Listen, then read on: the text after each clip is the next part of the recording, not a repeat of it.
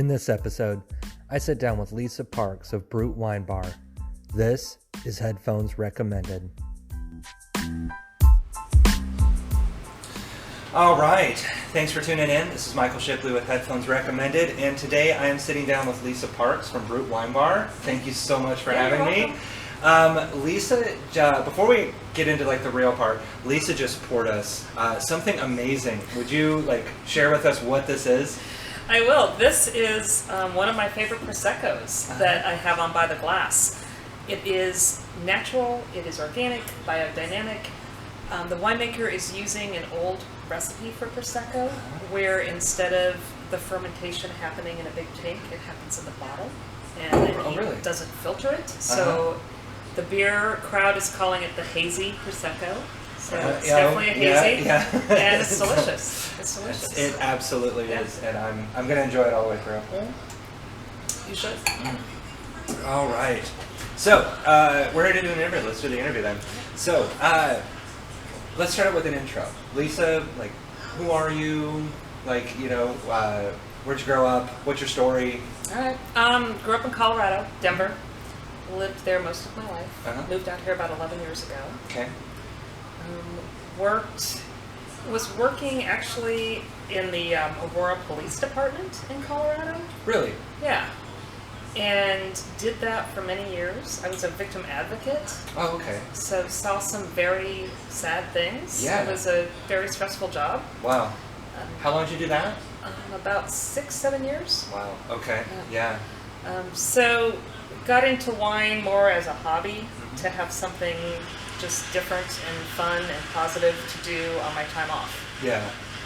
And the hobby transitioned into a part-time job at a wine shop, and then that transitioned into some wine school, and then decided to leave law enforcement and go into wine. Wow. And so I want to take a step back and just clarify it is a hobby.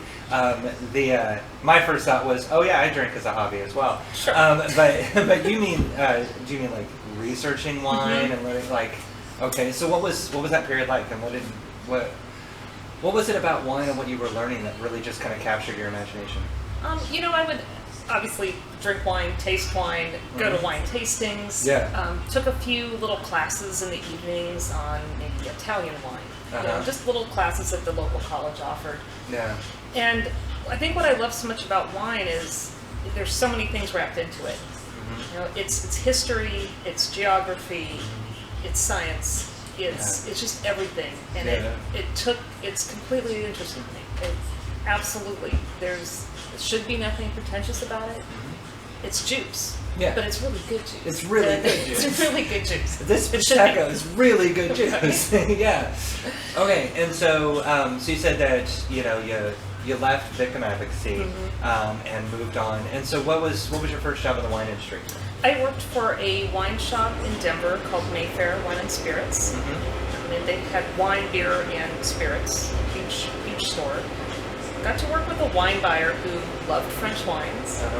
Let me taste a lot of wine, learn about wine. I learned a lot there. Yeah. Learned a lot. Yeah. Got to experience a lot. And just helped out part-time in the wine department at night, a few nights a week. And the more I did that, the more I realized that's what I wanted to do. Yeah. That's what I wanted to do. It's a little more, a little fun. Yeah.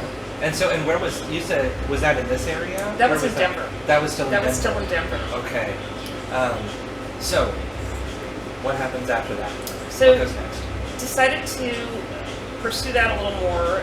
Went to the International Sommelier Guild and worked on my levels 1 and 2 of my Somm certification. Yeah. Loved that. It was actually harder than my undergrad. Oh, really? Really fun, but way harder than you think. Yeah. And really just felt like I wanted to be in a wine growing area. Nothing bad about Colorado wine, but it was still in its early stages, and loved the Northwest, loved Oregon wine, and needed to make a move. So moved out here, ended up on the coast, and went to work for Galaxy Wine Company, which is one of the larger wine distributors in Oregon. And then I had the North Coast territory. Okay. So that's what I was doing the last 10 years. And is this like distribution? Is this like direct sales? like, like B2B, this is, you're contacting merchants and retailers, or is that? Yeah, so I would work with restaurants and retailers, mainly restaurants out here. Yeah. I had from Astoria through Neskowin, it's my territory, and would sell wine. Yeah. Galaxy has an amazing portfolio of wines, probably the best champagne portfolio in the country. So I had access to great wine to sell. Not a hard sell, because it was all fantastic. And really got to know the North Coast and the people out here that were, had restaurants and shops, and really, got to meet a lot of great people. Did that for years. And where were you based at that time? Based in Cannon Beach. It was sort of in the middle of my territory. Yeah. So I was already in the car a lot, and being in the middle helped. Yeah. Yeah. Yeah. Okay. Yeah. Perfect. And how long did you do that? About 10 years. About 10 years. Yeah. Okay. And then, was there? What did you do after that? So started Brut. Brut comes in next. Brut Okay. comes in next. So Yeah. 10 years of slinging wine. Yep. And decide. I just needed out of the car, I think. It was Okay. a lot. It was 12 hours a day in a car. And it was time to change that up. Yeah. This is something that's been in my head for a long time. Okay. For a very long time. And so for someone who's not familiar, what is Brut Wine Bar? So Brut Wine Bar is first and foremost a wine bar where you can come in and have a glass of something or a bottle of something. It's not a restaurant. I'm not trying to be a restaurant. There's some small food items on the menu. So you can have a snack, you can have some wine. There's also a retail part of that too. So I have a small retail section. You can come in, buy a bottle, drink it here, buy a bottle to go, whatever you buy. Okay. And I just really wanted Brut Wine Bar to be the kind of place where you can learn about wine, you can taste wine you've never tried before, but again, without it being a snobby, pretentious way. Yeah. Because it should be. Yeah. And just to be able to have fun and learn about wine. Yeah. I mean, because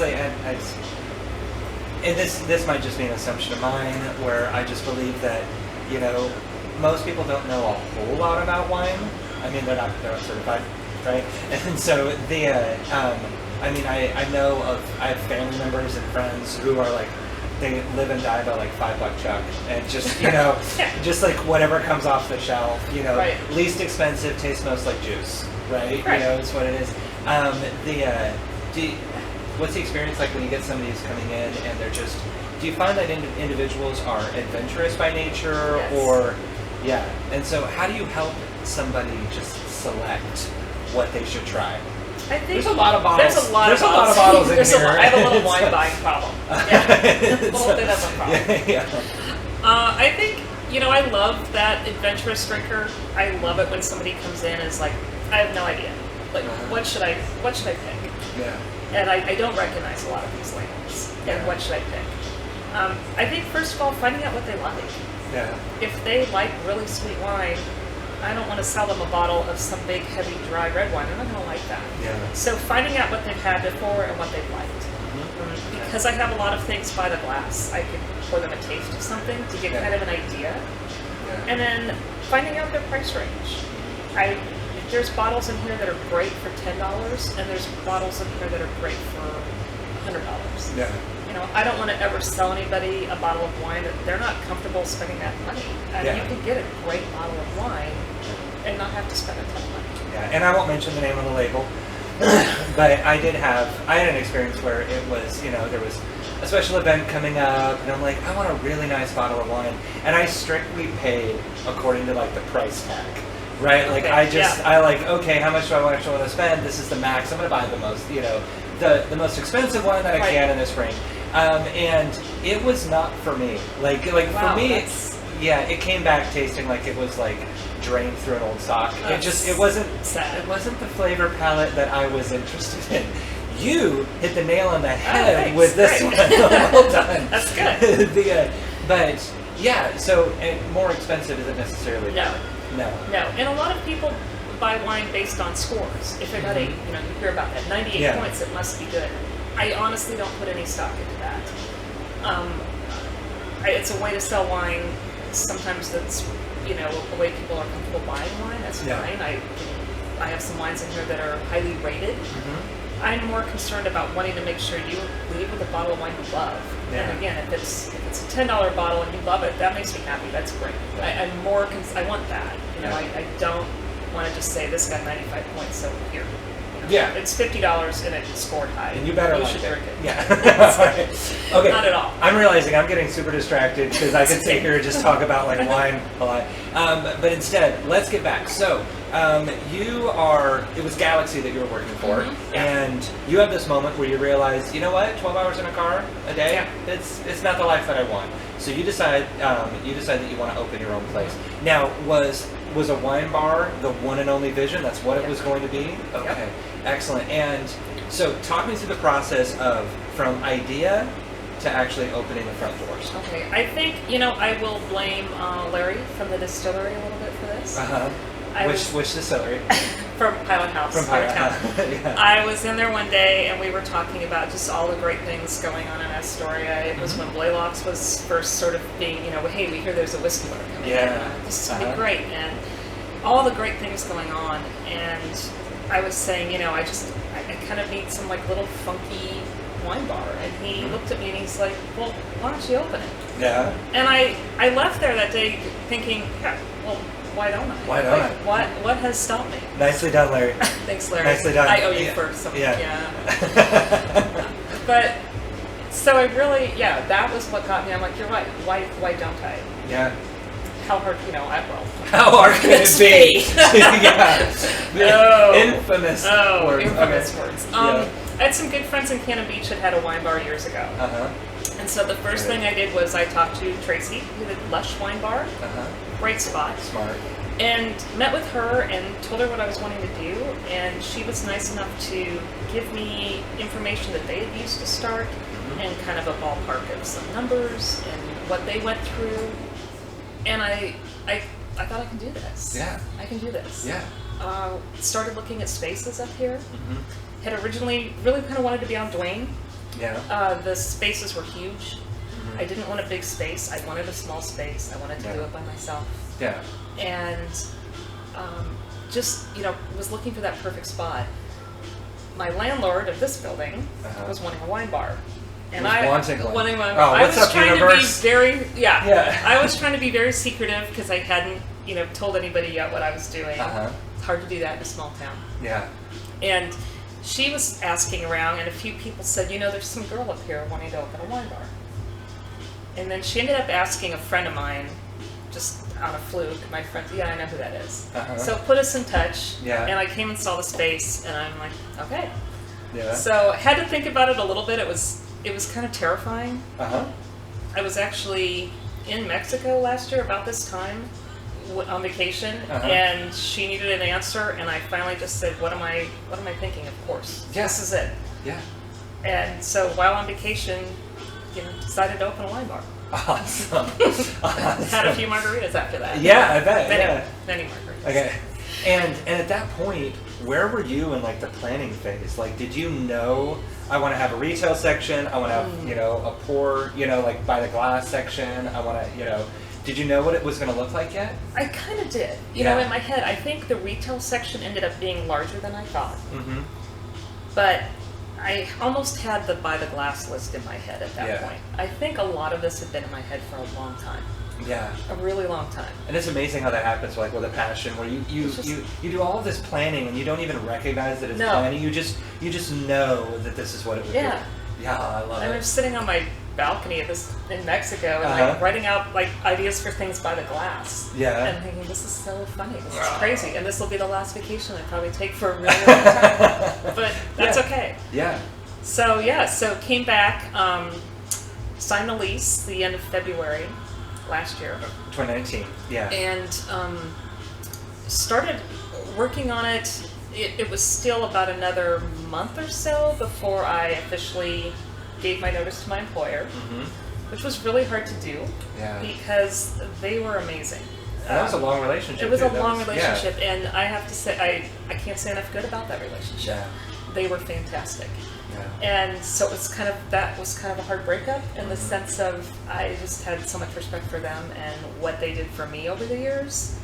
But they were so supportive of this, which is just, that's a sign of a someone you work for that's Oh, really yeah. great if they Yeah. can then say, well, we hate losing you, but we're so supportive of this. Yeah, to just be able to cheer someone else's success and Right. somebody else's passion and realize that their success isn't coming out of your Amazing. success bucket. Yeah. I felt Oh, so lucky with that, like Yeah. so lucky. They were amazing.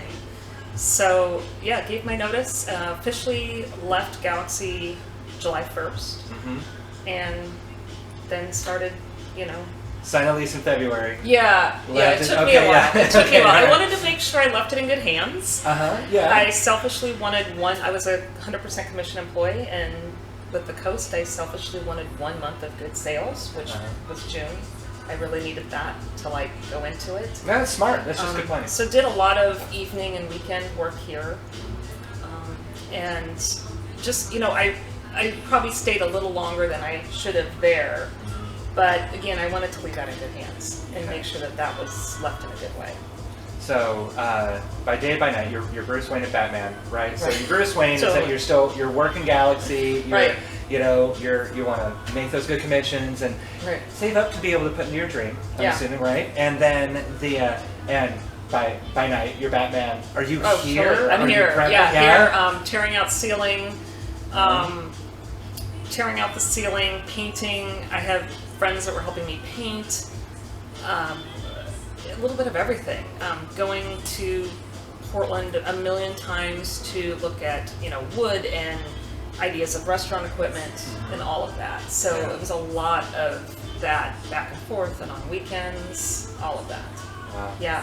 So there were many, you know, times of, I think, just sitting at Bridge and Tunnel, like trying to stay awake, going, "Oh my God, what am I doing?" There was a lot of planning sessions at Bridge and Tunnel. Yeah. So yeah, it was crazy, but it was great. Yeah. Yeah. And so you mean that you didn't just come up with an idea and it just suddenly happened? No. Yeah. There was, and it's, you know, I think in my previous job I saw so many people opening businesses, and there were so many that you could tell from the start, is that going to work? Is that not going to work? Yeah. And I had an idea of what I didn't want to do. There was a lot of, I know I don't want to do this, I don't want to do this. Yeah. I do want to do this. And everybody said it will be harder than you expect. And it is. But it's 100% worth it. But Totally. that part of it was very hard. I've never bought kitchen equipment. So making sure that I was buying the right cooler, I probably overanalyzed a lot of things too much. Yeah. But it was mine. I wanted to make sure I did the right thing. Did you have mentors that you were working with along the way? Or? I do. You know, I had so many people, like former customers and friends that helped me. Friends that had a restaurant in Seaside years ago and on Orcas Island, they have been like hugely helpful. That's their own prep table. They've been up here helping me prep everything.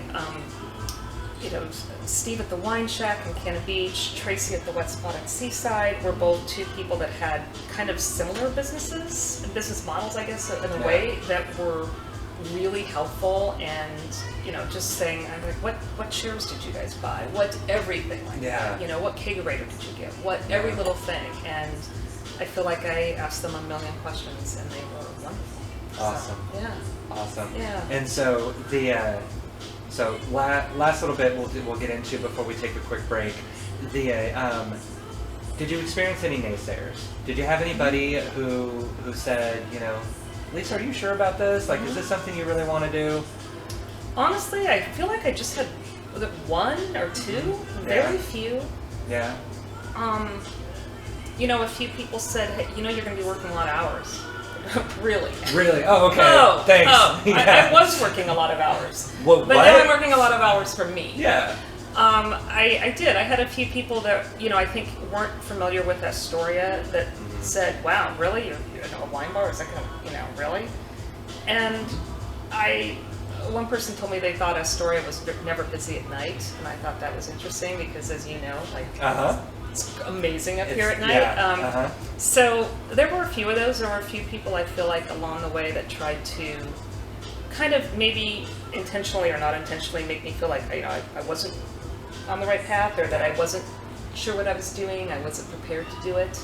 What's the percentage? And we don't want to call people out too hard, but what percentage of individuals that were telling you that this is potentially not a great idea had actually opened a business on their own? Like 1 or 2%. Yeah. Very, Like very tiny. Yeah. Okay. And now let's talk. How many people did you have around you who were like, "Hell yeah, Lisa, go do this"? Tens of thousands. Yeah. I cannot even count. Uh-huh. The amount of positive energy into this outweighs anything else. Yeah. I mean, those voices just go away and Uh-huh. are going away more and more as this is more and more successful and more people love it. Yeah. It's I don't know. It just Yeah. doesn't even count anymore. Awesome. Yeah. I love it. Because it's everything else, all the positive feedback and positive energy and the help that people have given me just outweighs all of that. Surround yourself with supportive people. Yeah. Like that's the lesson It there. totally That's is. the lesson Yep, there. for All sure. right. Oh, I'm loving this. So we're gonna take a quick break. When we come back, I want to know about the experience of opening the wine bar for the first time. Okay. I want to hear the dirt. Like I want someone to have like an honest picture of like what it's actually like. Okay. I want to hear more about like the experience of running it. Maybe a little bit about like your future plans and what you're looking at.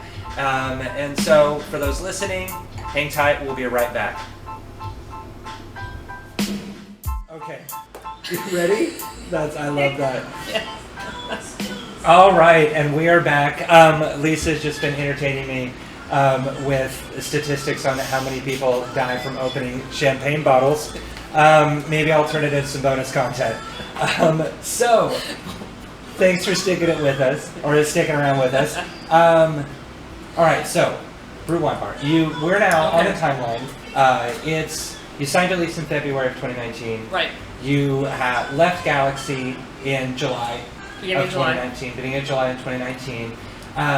So, what was the process like going from July to your actual first, the actual day that you opened? Because that wasn't until you said October 30th. October 30th. Okay. Yeah. Way too long. Yeah. Way too long.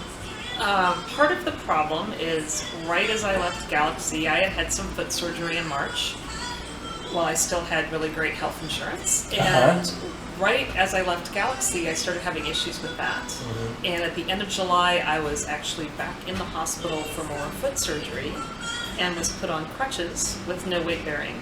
And when was this? That was the end of July. 3 weeks later, back in the hospital, thinking there was bone infection. So I spent a lot of the summer in the hospital and all of the build out on crutches. No stress related No to stress that. at No all. stress related to None. that. Like None. you've left employment. You Right. want to get your shop open. You're hanging out in a hospital. I'm on crutches, On watching crutches other as you people put- open, try to get my bar open. Yeah. And so again, like how important was it to you to make sure that you had people around you who were like willing to just jump in and help? Unbelievable. I couldn't have done it. Yeah. I couldn't have done it. I had friends in here painting, staining boards. I couldn't have done it. My landlord was in here helping me paint. And she wanted me open. I Wow. mean, it's Oh yeah, I bet. amazing. Yeah. I Well, could not have done that. Yeah, there's an Yeah. invested interest on her part in Oh, making she sure that wanted you're to open make and sure. successful. Yeah. Right? Long-term So, tenant is the right. goal. Yeah. Okay. Yeah. Yeah, so I painted a lot of the baseboards while sitting on a homemade furniture dolly and scooting along the floor. Uh-huh. It was very stressful. Mm-hmm. As far as not feeling good, being in and out of the hospital, unbelievable. Yeah. Unbelievable. And we tape this early, right? It's and so it's actually Super Bowl Sunday right now, and you guys can't see it behind the bar, but Lisa's still in a boot. Still in a boot, going on a little over 6 months. Yeah. Oh. Being in a boot. It's grit. It's grit and determination for your passion. Totally, it is. Yeah. It is. Yeah, it is. I at least now can be weight bearing in this boot. Uh-huh. But the main reason for that is they've decided they have to redo the whole thing. So at some point in the next month or so, I will be having more surgery, and unfortunately, we'll probably have to close for just a few weeks while that is going on. Yeah. And I hate the thought of that, but it is what it is. Yeah. So that will be happening at some point fairly soon here. Yeah, and this episode's coming out. I think it's going to air by mid-March, so you might have your surgery by then. I might, yeah. Okay. Yeah. I'm hoping. Yeah. So I think that's just it's what it was. It's what it was. Yeah. Yeah. Wow. Okay. So that was the challenge. That was one of the biggest challenges. Obviously, is doing this on one foot. Yeah. And so, did you find any other hiccups or any other issues that you needed to overcome just to be able to get the doors open?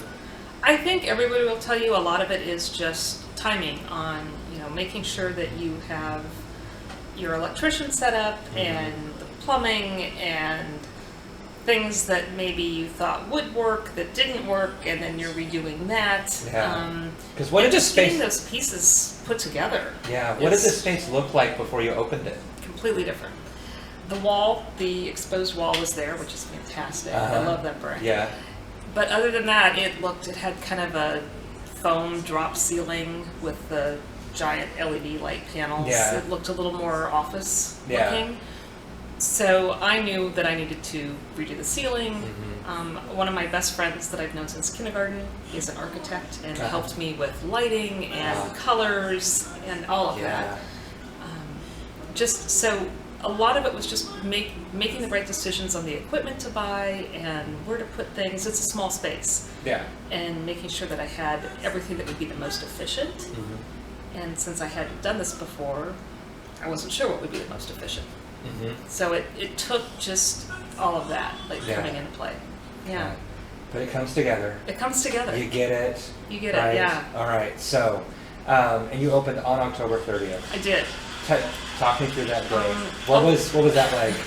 A lot of my friends, I'm a perfectionist, and I feel like I was waiting until I thought it was 100% perfect. And a few of my friends finally just said, get the wine, get the food, and open. Yeah. You just need to open. If you're going to put a second coat of paint on the trim, great, do it down the road, just open.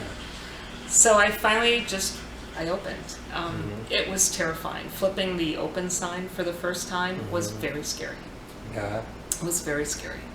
And then what was the day like? You opened the doors. It was quiet. I did it very cowardly. I didn't put out a big fanfare. I just flipped the sign and said, let's see what happens. Yeah. And so it wasn't crazy busy that first day, which is fine. Yeah. I think I finally put something on social media maybe 2 days later. Yeah. And just kind of quietly wanted to open that way to make sure, I didn't know what I was doing. Yeah. To make sure that I had everything that I needed to do to make this work. Did you have any practice runs or you didn't mention a soft opening. I didn't really do a soft opening. Did you bring friends and family in and just guinea pig on them for an evening or? A little bit. I had some friends come in a few nights to try, taste some wine, hang out at the bar. Yeah. The art walk in October, which was maybe 2 weeks before I opened, I did an open house. Oh, okay. Wasn't even completely open yet, but had all my licensing.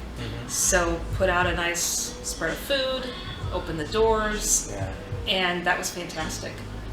I had probably 80 people come through that night, which for, again, a night that had a lot of other things going on, it was perfect. And that really gave me an idea of how the space was going to work with people in it. It looked good. It looked really good. It had a good feel. About how many people can you take at any given time? Only about 25. About 25 at a time? Legally. Legally. So, yeah. Should I have said that on the podcast? No, absolutely. Yeah. We like following laws. Okay. The video can see me winking. And so, just kind of looking around, the first time I walked into this space, I kind of fell in love with it. Right, it's got the room for, and we'll do some pans on the video for those that are listening to the podcast. Come to Astoria and check out Brut Wine Bar and see for yourself. But it's kind of a narrow, long space, and so, but it just gives it's just got this character to it that I really like, and it just seems really inviting to have. It just seems to invite little groups of individuals hanging out, and it does. And so. But it's also it's not a large space, and so there also leaves almost a sense of not what's the word I'm looking for? Exclusiveness in experience, right? Because it's usually just you. It's usually in just here. me. Yeah. Yeah, and so one-on-one time with the owner right here in a nice spot. Yeah. It's that's exactly it. I feel like there's nights where I have been here just me, where it's crazy busy, and I'm just yelling at people across the bar, like, "I'll be right over there," and people seem okay with that. Yeah. They kind of like it. They're pretty cash. They are. Here. Yeah. They are. Yeah. Pretty Especially cash. opening the end of October, it's been locals, which has been fantastic. Yeah. I mean, just the amount of local support that I've gotten in the last 3 months is overwhelming. Yeah. It's absolutely overwhelming. And for a town that completely turns upside down when tourist season comes. Because for those of you in the Pacific Northwest and in Oregon, I mean, you might recognize the Astoria, Seaside, Cannon Beach area as like as a tourist destination or vacation destination, especially during the summer. The population of these areas can easily like basically double, you know, especially when cruise ships come in. And so there is this theory in tourist areas that you can't survive if you open in the winter. Like you need to open in the summer when you've got all the people, right? Did you have any concerns about that? A little bit for maybe a week. Yeah. And honestly, at the point that I realized, okay, I'm opening the end of October, you're right, this could be scary. This could be a few months of being very quiet. Yeah. But very early on, I saw the local support. And like I said, I'm completely overwhelmed. Awesome. Completely overwhelmed. I'm actually now a little more worried that in those busy months when it's a lot of tourists, that I won't see my locals that I've just grown to know and to love. And I love seeing them at my bar, and I'm going to miss that. Yeah. How do I still make those spaces for the locals that have supported me through the winter? Yeah. And I feel like I'm doing better than I really projected. Especially, you know, ending January, it was a great month. It was fantastic, and there were nights where it was standing room only, and I love hearing that. Never thought that. Yeah. Opening in a quiet time. But it's been great. Yeah. It's been great, and it's been great to be able to have people at my bar that I know. So one of those first nights, I couldn't figure out something on Square, and one of the girls sitting at the bar like came over and showed me how to do it. You know, I wouldn't have gotten that in August, probably. So it's great. Yeah. From somebody from like New York. Right. They would have been like, "What? You can't do it? One story." Yeah. So having the locals in here that are okay on nights when I'm like, I don't, you know, this is what I'm overwhelmed or whatever it is. They've been great. Yeah. And so were there things here that you wanted to make sure that you did differently than you would experience potentially like at other, like you did, I'm sure, like you did some research, you talked with you already mentioned that you talked with a previous wine bar owner. I'm assuming that perhaps you went and checked out like some wine bars. Yeah, it's tempting not to. Yeah. Fun research. Market research. Market research. And so did you come to an acknowledgement of like, there are things that I just want to do just a little different in my own shop? I think one of the main things that I wanted to do differently with this bar is I really wanted to focus on a lot of imported wines. I love Northwest wines, they're fantastic, but I felt like people really weren't getting to try a lot of other wines out here. And so I really wanted to kind of emphasize some of the great wines from France and from Italy. And I didn't know if that would work. I didn't know if people would like that. And people have loved it. Awesome. They've loved trying something that's completely different. Yeah. And they've embraced it, and that's great, because I didn't know if that would work. So you're not seeing like a lot of passionate nationalism, like I mean, my Washington and my Oregon and my California wines. Right. Yeah. I'm not. I mean, I love them too. I think they're great, but it's been so fun to put a French wine in people's glass and see what they think. Yeah. And that's been a lot of fun. And so that's been great. I wanted to make sure that I was representing all types of wine. I think one of the other things, I wanted to make sure that things like being consistently open, being consistently open on regular hours, staying open a little later. I still feel like, coming from a city, I still feel like 10 o'clock isn't super late for a bar, and in the summer we'll be open a little later. Yeah. But, just making sure that those kind of things were addressed, I guess. Yeah. I love it.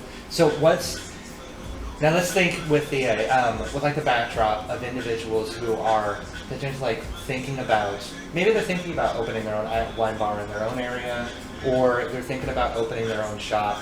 Talk me through like the nitty gritty, like the real deal, like what your day's like, and the what's it actually like running your own shop. It's great, I know. I'm really feeling that, but let's acknowledge like the other side of that reality. Yeah. What's that like? It's, one of my friends said, you will never be as broke or as tired or, what else did she say, as stressed, but you'll never be as happy. And that's exactly right. I don't open until 3, so I think a lot of people assume that I show up every day at 2:45. I'm usually here by 8 or 9 in the morning. Yeah. And I don't really know, I just feel like the day goes so fast. There's so much to do. I can think of things all day long. Yeah. And it's a really long day, but it doesn't feel like it. At the same time, I love being here so much that it's great. It's my place. This makes my heart so it's happy. just absolutely, it's fine. Yeah. I love it when the place is full. It's a little stressful if I'm by myself, but if it's so loud in here that you can't hear because everybody at every table is laughing, there's something to be said for that. Yeah. Yeah. And you're right, it is harder than you could imagine. And there are things that come up, there's always something breaking or always something you need to do, and the money goes out and out and out. Yeah. But it's worth it. Yeah. It's very worth it. Do you do like your own bookkeeping and I do, and right now that's probably my most challenging part. It's way more fun to order wine and to play with food than to do books. Yeah. So I would say that to me is the most challenging part, because it's not that much fun. Yeah.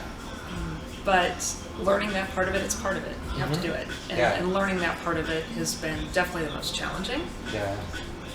But it's part of it. Do you have a little sign in your office that says "Doing it for the wine"? Yeah, right. Yeah. Or just a bottle of wine. Yeah. Sitting cut too. in my office. Cut too. Yeah. This is actually the bar is kind of my office. Yeah.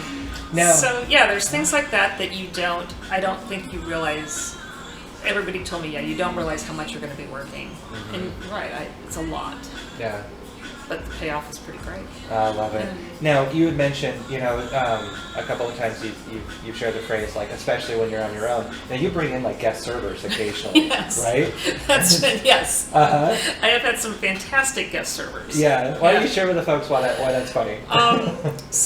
Doing it on my own, I really thought that, okay, this will be very manageable until summer, and then I'll need to hire somebody. Yeah. And what I'm finding is there's been several nights in January that I need to hire somebody, which is a great problem to have. Yeah. I'm not quite ready to do that, so in the meantime, I've had several friends offer to help. And so, for example, Christmas Eve, Ricky, formerly of Malama Day Spa, that does the fantastic eyebrows. She was in here helping me on Christmas Eve. Matt Duber, who owned a restaurant in Cannon Beach for years, was in here helping me New Year's Eve. Yeah. My friend Mary works at a vet office, and at night is part-time Brut wine bar tender. Nice. I've had so many people. My friend Rusty just loves wine and has jumped behind the bar and helped out. I've had so many people come up and help me out on those nights. Yeah. Which is, I wouldn't be able to do it without them, because there's been some busy nights. I have people lined up for Dark Arts weekends, because I'm told that's going to be very busy. Yeah. It's just, it's helpful. Yeah. And then for those who might not be familiar in the area, Dark Arts is like, February is like stout beer month, right? And Dark Arts is a huge festival that happens over here, and I'm hoping that I'm hoping that you're so slammed that you could just pass out at the end of it.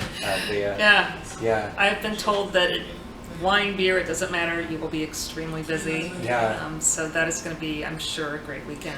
And that's something we haven't mentioned yet. You actually have a beer selection here as well, that you offer beer as well, not just wine. Are there other, do you offer anything else besides beer and wine? Yeah, I love beer, so I think it's important to have beer here. I have 2 beers on tap and then a variety of beers in the cooler. I also have cider. My most popular cider is, of course, Reveille from up here, which is Another absolutely story great, ever. great cider. Uh-huh. Beer, wine, and cider. I have a few non-alcoholic, some sparkling water, coffee and tea, things like that. Yeah. So yeah, make sure that not everybody's a wine drinker. Yeah. So And that wasn't initially, like, that came after you opened, right? No, Or was that actually, original plan? it was original. Yeah. Okay. I love beer. I'm a beer drinker too, and so Yeah. I wanted to make sure that I had beer, and good beers. Yeah. So that was. I did not hook the kegerator up too early on in the process. Yeah. Because I probably would have drank a lot of the beer and spilled out. So it was important to wait until I got closer to opening to actually hook that up. But yeah. So no, I think it's really good to have a combination of everything. Yeah. Yeah. What are you looking forward to with Brut? Like, do you have future plans? Yeah. What's ahead? I want to start a wine club. That's going to be one of the first things, is to do a wine club, so people can come in, maybe different levels. Like, one level will be just some great everyday drinking wines. You get once a month come in, you pick up your 2 bottles, something like that, a higher end version. Yeah. So working on a wine club. Also doing some special events. One of my friends is a chef who has talked about doing interest in maybe a pop-up here. Yeah. So looking at some special events, so things like that, and then just continuing to have people discover great new wines. Yeah. Yeah. Oh, I love it. All right. So, what advice would you have for someone who now maybe, and it could be that they're thinking about opening their own wine bar, or they have a dream, they've got goals, they've got passions, but it's still just in the planning phase. What advice do you have, based on your experience in doing Brut Wine Bar and opening up your doors?